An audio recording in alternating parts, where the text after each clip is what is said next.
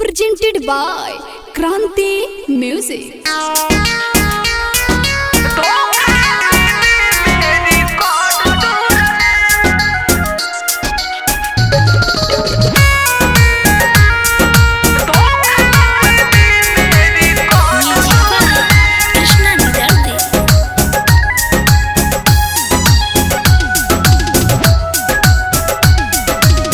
गईली पिघल जैसे पिघल मोमबत्ती जिंदगी के कोयली जियान रे।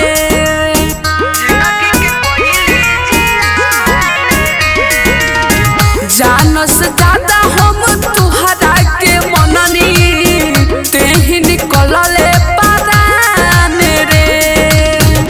ते हजार गो से जाके मुँह मारे ले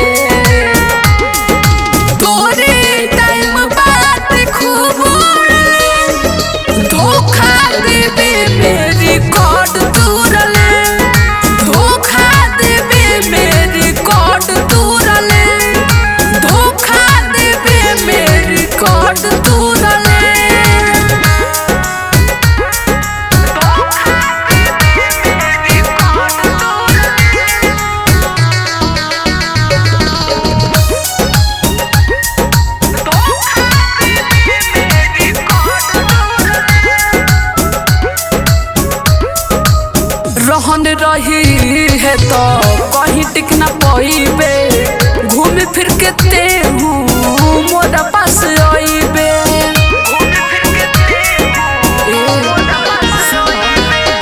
रहन रही है तो कहीं टिक न पाइबे घूम फिर के तेहू मोरा पास आइबे।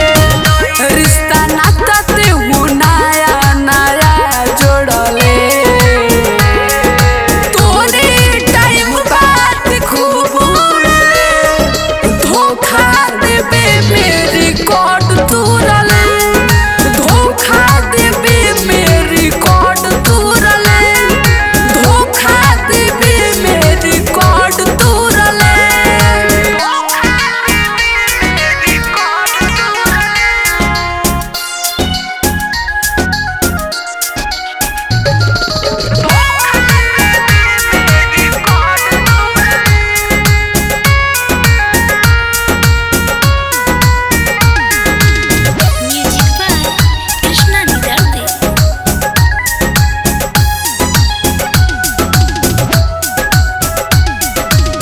कही जैबे तेहू तबा जारू कहबे उजवल मित जैसन याद नहीं पैबे।